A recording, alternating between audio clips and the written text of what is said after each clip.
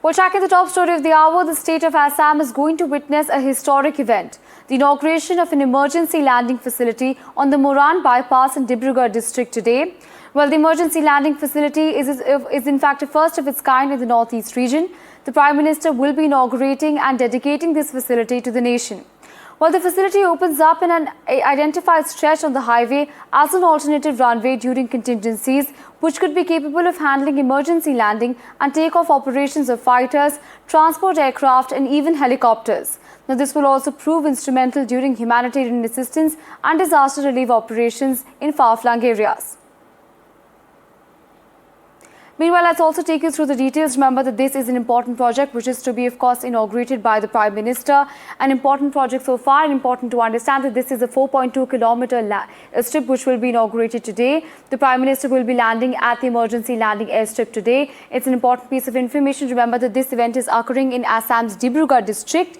Now, what's important to understand is that, of course, the location, the geographical location of course, the airstrip which is to be inaugurated by the Prime Minister. An important piece of information so far, remember that this project is one of its kind for the Northeast.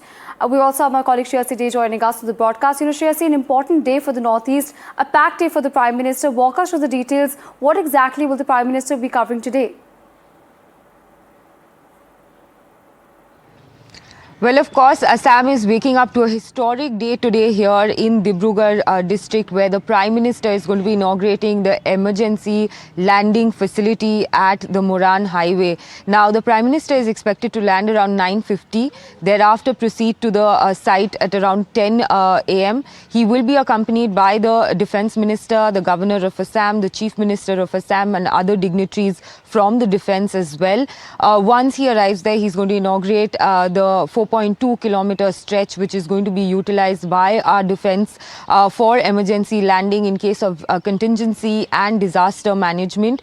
Thereafter, there will be an air show for about 20 minutes where we are going to be witnessing Rafales and Chetaks and also the Jaguar landing in these facilities. 16 aircrafts have been lined up by the Indian Air Force as well as the Army. We are right now at the Secretariat here, the new Secretariat where Himanta Biswa Sarma is. He will be proceeding to receive the Prime Minister shortly, after which they will be looking at India's defence strength from the Moran highway, which is now going to double up as an emergency landing facility here in the northeastern region.